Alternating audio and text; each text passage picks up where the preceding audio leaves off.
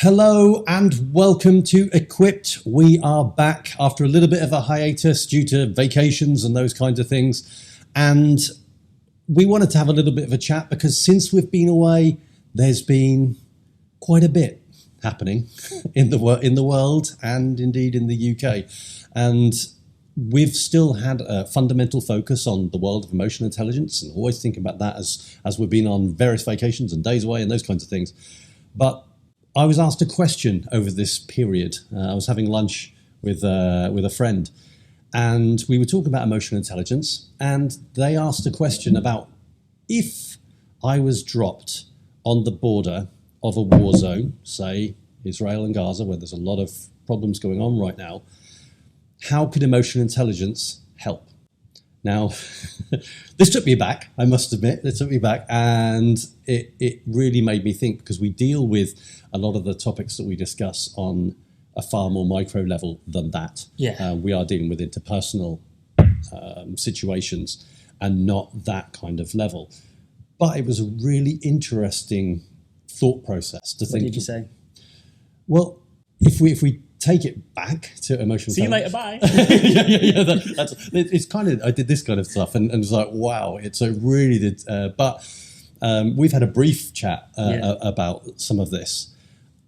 But it was it'd be interesting to hear your views on how, if you could bring emotional intelligence to that kind of macro level, how would it make a difference from those four quadrants of self-awareness, self-management, social or other awareness, and interaction management, but at the level of culture, society, countries, governments, those kinds of things. Yeah. And it really does add a different spin on how we think about conflict. And in the UK, we've had situations of civil unrest and those kind of things. So what are your thoughts on on this? Well, before we continue, this is still Aaron. Oh, I'm still Harry. I'm still Aaron. It's good to be back. It's been a while. Sorry, you were saying? My thoughts. Your thoughts. Yeah, that's a question I wouldn't dream to answer. Yeah. Really. It's because the thing is with emotional intelligence is you can have it, but you have to actually choose to use it. I don't think it's necessarily a lack of emotional intelligence. I think it's just a unwillingness to actually go there. I think there's an idea or a mission in mind, and emotional intelligence in the way of actually building bridges would hinder what they're trying to do out there. So it's an impossible question to answer, really. I think there's definitely emotional intelligence within the people. It's when it comes to the leaders where I think there's going to be a reluctance to even entertain the idea of understanding one another to try and build those bridges. And that's a sad thing. I mean, and that's what we're seeing here in the UK as well, as far as there's been an uprising of the far right against, the immigration and migrants. And there's any attempt to actually engage in an emotionally intelligent discussion about that.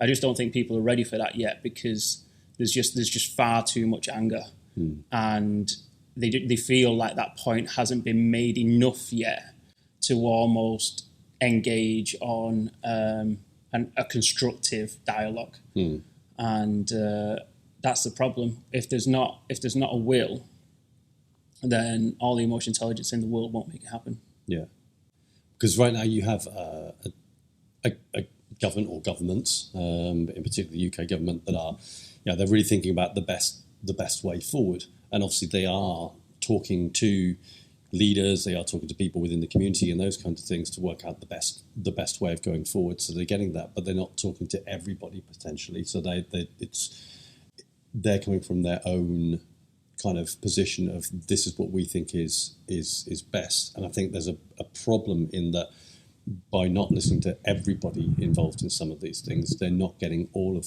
the messages, and they're tarring with quite a big brush. And I think what we saw was, you mentioned the far right, and there was definitely a huge swathe of far right people and just idiots that were out for for attention. I mean, two of the same thing, those yeah, guys. yeah, to be fair.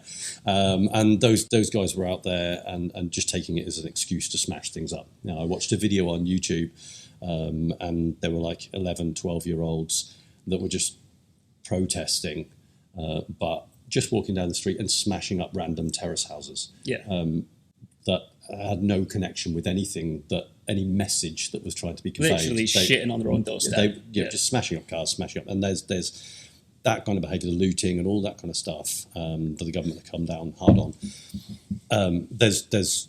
There is no excuse for that kind of thing. No. And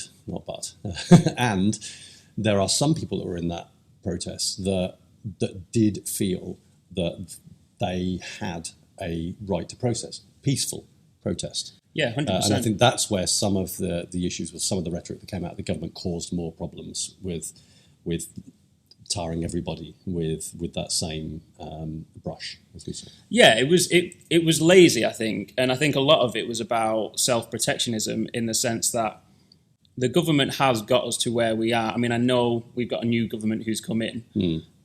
However, year after year, every single election, the public in Britain have been told we're going to get migration down. And they keep telling us that, but it keeps going up. So it's not, you don't necessarily have to be super right-wing, racist, bigoted to be upset of promises being broken. And I think people have got a right to express how pissed off they are at the fact that they keep getting told something and it's not happening. And as you said, it's been slightly tarnished by a bunch of thugs who are creating mayhem. But where the government have where they have messed up a little bit is they've too quickly kind of tarnished everyone as right-wing thugs.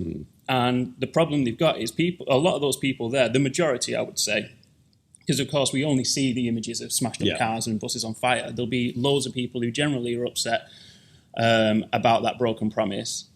And the more that they're banded in with the people who are smashing up buses, the more the government are actually going to push them in that direction. You know, if you're constantly getting accused of thieving and everyone assumes you're thieving all the time, you're probably going to fucking thieve because... You know, if I'm going to get blamed for it anyway, why not?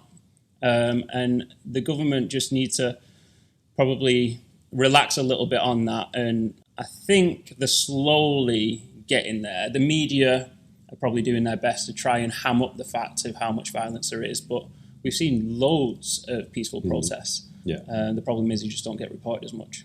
Well, I think there's a problem in that as well, in that I was listening to the news and... they were speaking to a particular lady that lived in an area of the country, I can't remember where it was, and the question was, do you feel safe? So she was, I'm not sure where she was from in the Wales' ethnic background or anything, but do you feel safe in your community? And her response was, I've seen no problems in my community. However, looking at the news, yes, I do feel unsafe. Yeah. So the news is perpetuating some of that stuff. So there was no issue with safety, but because of what's being reported, it changes people's perception of the community. It's like, yes, 100%. The community is unsafe, yet I have no evidence for that in my community. And so that, I think the media has a lot to answer for with regards to its reporting. And not showing, as you say, some of the peaceful protests should be shown as well and document that rather than just trying to sensationalise what's going on with the far right side and the thuggery and that kind of stuff. Yeah, I mean, they're not stupid. They know fear does two things. It sells and it controls. And right now, big media, that's what they're looking to do. And what the government have got to try to do is pull themselves away from that rather than being absorbed into it. And actually look at, rather than trying to create division, try and build bridges. And this goes back to the question of, what would you do in the West Bank? The whole goal is to try and build bridges. And it starts with empathy. And it's people often confuse empathy with it's feeling how others feel, which in many people's eyes is almost like it's just a hippie way, you know, let's all take drugs and feel each other and all that, but it's not really. It's about understanding why someone else would feel a particular way. And if you can do that, if you can go on that journey, it's much easier to open a dialogue. You don't have to agree. It's just about understanding their perspective. And if you understand it, you can open up the conversation and you can influence it. Yeah. And it's much, much easier to start building bridges when you you build the bridge from your side first. Definitely. Yeah. And I think so we're talking conflict management at this point on a smaller scale, all the way up to a macro scale. And it's where you address the situation, because if you leave things to fester, and by kind of labeling everybody with the same thing and not addressing it, you are exacerbating a problem. And those people feel less heard than they did originally, which is why they were protesting, which then pushes them on further because they don't believe any change is happening there. And there's a model that we talk about in some of our training, which is that staircase of terrorism. Yeah, so go on, walk us through that. Which leads us from that point of view where we're all at the beginning. So this is from Fatali Moghadam, and everybody starts off on the ground floor. We'll all stay on the ground floor usually, unless we feel like there's something that is causing us to believe that we're disenfranchised in some way, or being unfairly treated, or we're not being heard, those kinds of things. So life isn't great. And if we're in that situation, then we want to make a change, which is when we move up to that second So floor. this base layer is just kind of no real concern either way, just steady. Yeah. Right. We're all there, but we're all there on that ground floor. But if we feel like, this is not fair, I'm not, getting what I'm entitled to, or I feel disenfranchised, or there's an unfairness in society, then we tend to move up a staircase, which is where we want to make a difference and actually make a change, that social mobility stuff. And when you move up to that second thing, if you then have the ability to make a change and you protest and something happens, for example, or you shout and you ask questions and that happens, then cool, great, you're back down and everything's happy again. But if you don't, if you see that there's a lack of justice or an inability to do anything else, then that's when you move up again. And that's what we're seeing in the UK to that third step, which is where we start to displace aggression. I go, I'm really angry with the situation, and where do I point that anger toward? Is it the government? Is it a particular group of people? In this case, targeting immigrants, for example, because it's all the immigrants' fault and all that kind of stuff. That's the rhetoric that's being thrown out. And when you have loud speakers or organisations that grab those people and tell them the reason this is the case is because of those. Those organisations and those types of people are looking to hook those people and recruit into that system. So you end up then with this displaced aggression going into that direction. If we still don't get what we want, then that can move up to the next step, which is when we start to shift in our moral engagements. We disengage from our current models and think, well, you know what, maybe violence is a way to go. So you would say we're touching into, that's a fourth step. Well, so this will be the kind of the fourth step. So we've moved away now from, we're displacing aggression on where do we point this anger, up to that point of now we're thinking, you know what, violence isn't bad, but I think now maybe it is. And it's easy to convince people at that point. So again, you're talking about people that are loudspeakers in worlds of trying to convince people, especially in a terrorist situation. Yeah. Move them into that, you know what, it is justified. So you start to shift people in that moral behaviour. And the next step is then to do that them versus us piece. So people move up from that once those morals are shifting, to move them up to they're evil, they're bad people over there. We're the good people, we're the righteous people, we're the ones that are fighting the best fight. We're doing the right thing, that's wrong. And then obviously the next step up from that would be terrorist act. So we're not saying people that are involved in the riots and things are up there, but it's a danger. It's a danger. Well, I think they use terrorism act. They were looking at using terrorism act to get people through the courts anyway. So you're seeing those steps from people that are feeling like they're unheard, there's injustice, to then move up to that step of trying to make a difference but being unable to be heard and not doing anything, to then displacing their anger, to then changing in what's acceptable morally to do about the situation. The danger is then going up there to having a bigger divide, this categorization of them versus us, whether it's us versus immigrants or whatever it might be, that them versus us is, which is what we were seeing in those riots, very much that thing. There were temples and mosques and everything being destroyed and vandalized and all those kinds of things. So you're seeing that division, and then the next step is then, you're a hero because you're fighting the good fight, and off you go. We see that a lot, obviously, in kind of the Islamist terrorism side, and that's where a lot of the research came from. But you can see that same thing in all kind of processes of that radicalization step, moving from being unhappy and not being able to do anything about it to the point where you'll do something silly about it.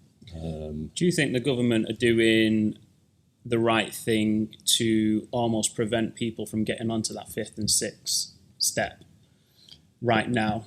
That's where a lot of the research came from. So a lot of the research is looking at you shouldn't be focusing on those steps up there anyway, because by the time someone gets to those, it's too late by that point, because there's already a heavily ingrained, indoctrinated kind of sense of you're doing the right thing because you've had a complete moral shift. Because we see it with de-radicalization as well. Like, it takes years to get someone down from level 6 down back to a 0. Yeah. And the problem is, it seems like it's taken a very short, maybe it hasn't taken a short period of time from going from maybe 0 to 2, but from 3 to 5, it seems like it's been very, very quick. Yeah. And it almost seems like if you don't address it when it's at 2 and 3, it can progress all the way up unbelievably quickly. And then once someone's there, it takes ages to get them back down. Yeah. So if you miss it at like level 2 or 3, or you don't address it at 2 or 3, you're kind of screwed, aren't you? Yeah. And that's the thing where people are feeling, I'm not happy, I want to be heard, at least heard. And where that's not happening. So that's step 2. And if you then labeling people as, we're not listening to you, you've got nothing to say, you're far right, you've then got that face, you're making that problem worse, which then creates more displacement of aggression at that next step and moving on up. And then you start to have shifts in the morals. So, getting people early on and being fair about a system of justice, obviously, but listening to all sides of an argument. And peaceful protesting, everyone has a right to, not everyone. In the UK, we have a right to protest.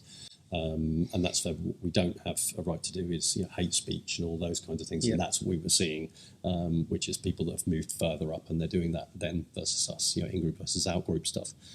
I think there's...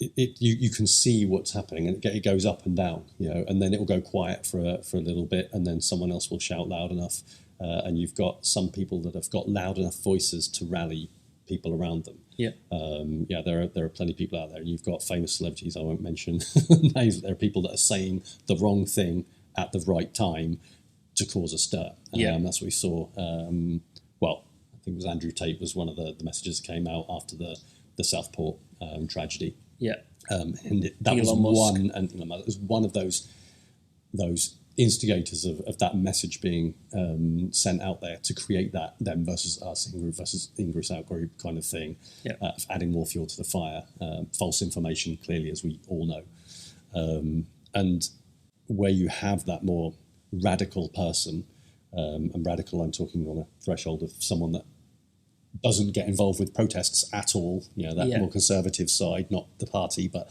conservative side with regards to protesting, down to radical, the people that will start it. We're all on a spectrum, and these people are often very charismatic, and they shout loud enough and have a following enough to rally enough people, and the more people that are there, the people that are over here will start to gravitate to them because more people are doing it. So that threshold of when you get involved with this kind of stuff. And then you have some people that join the party just because they want to smash stuff up, as we saw. I mean, that actually, I'm going off on a bit of a tangent, but the whole idea now that it seems like the right wing of society are having a bit more of a resurgence, for lack of a better word. I wonder how much that is connected to the increasing kind of fight against free speech, and how nowadays it's much harder to speak your mind without being put down by society. And everyone's always said the moment where you shut down discussion, it will just go down into the sewers and kind of ferment. And it feels like now that an opportunity has been given to them, and the opportunity, I think the first thing that kind of blew everything up was the stabbing of the young girls. Yeah, exactly. So that gave an opportunity for everyone to kind of rise up, and rightfully so. Everyone was really, really angry. Angry, I think, are throwing rocks at the wrong people. Yeah. I mean, not that you should throw rocks, but and it was big enough to pull that all out. And I think if the dialogue had always been there, if we hadn't been kind of trampling on free speech as much as we had been, would the immediate impact of that have been as big and explosive as it was? And I think that's a valid point, because if people are afraid to say something, so people aren't happy with the status quo, and then but they don't think they have a right to say anything, or they have the option of saying anything because they're afraid of being shut down, then it's that same problem of that second staircase, isn't it? It's like, I'd like to make a difference in the world, but every time I try and say something, I get shut down. You're absolutely right, yeah. So then I'll take it out on someone else, which is the next step, because I can't make a difference, I'll take it out on someone else. So is there a crossover there? So by shutting anyone down, whether you have strong views from a right or a left, and it doesn't. We make those categories, and again, they're very them and us kind of categories that we play into when we do those things. But there's been a lot of very vocal right and far right rhetoric that's coming out right now. But equally, we've had a lot on the left as well. And as soon as someone comes out and says anything that's more right, you're getting what you're talking about, which is that you can't say that. And if you can't say that, but it's how I feel.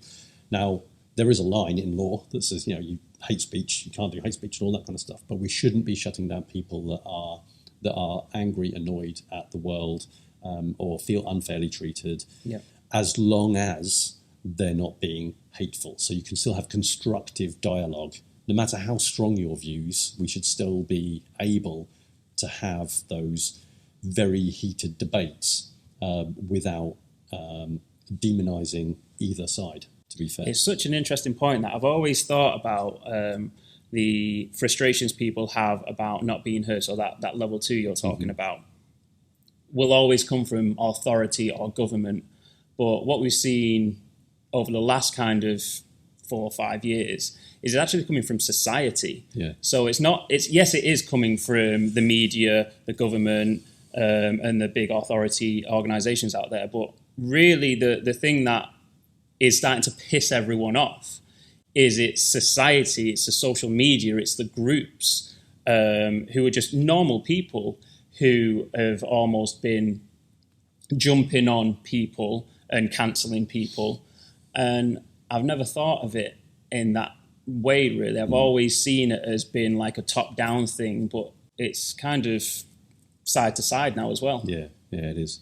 And I think and again, coming back to emotional intelligence, it's about that, being self-aware and managing yourself and wanting to listen, wanting to be more socially aware, more widely, not just social awareness as in me versus you, me and you, but the wider society. Let's listen, let's be socially aware to what everybody is saying, how everybody feels, so that we can then move to that interaction management and manage the interactions within society in the right way. And if people don't feel they're getting what they want, we know that's a universal trigger for anger.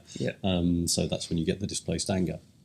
So I think it's an interesting thing to consider. It's a big question, and it all started from that one question I was asked around being dropped on the border of a conflict zone. Clearly, well, let's go back to that then. So if we just bring it a little bit closer to home, what if you were dropped in between the protests that are happening now and Parliament? Would you be able? Would you be comfortable in addressing that question? Well, I think it's the same. It's not the same thing. So on scale, it's completely different, obviously, and the topic is different.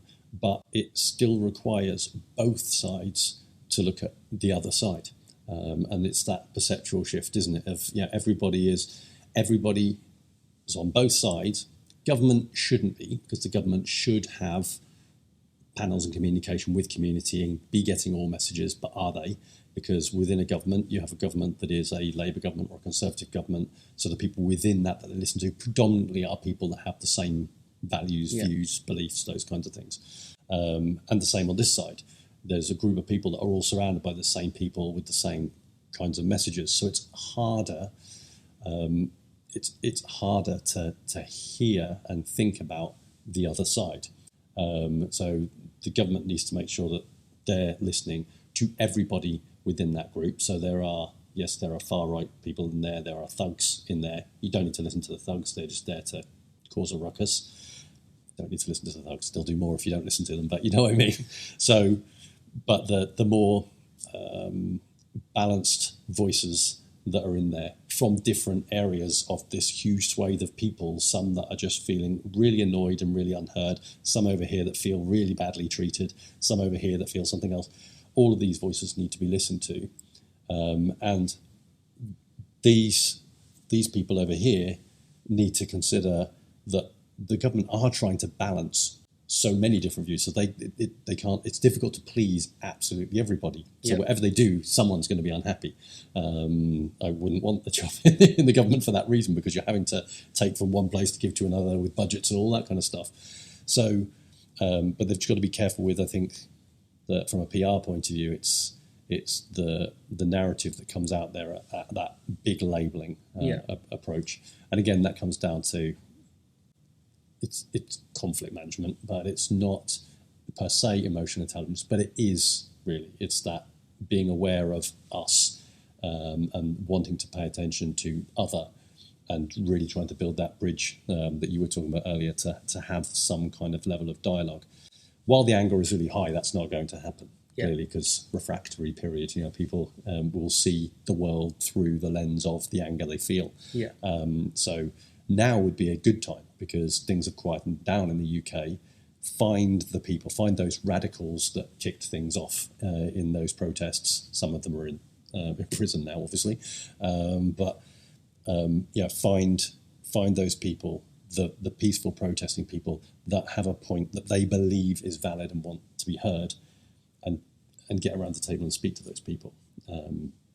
All together, if it's possible. It depends how well balanced those people are, and if they can have a debate without it being hateful or anything like that. Yeah, exactly. That's the problem.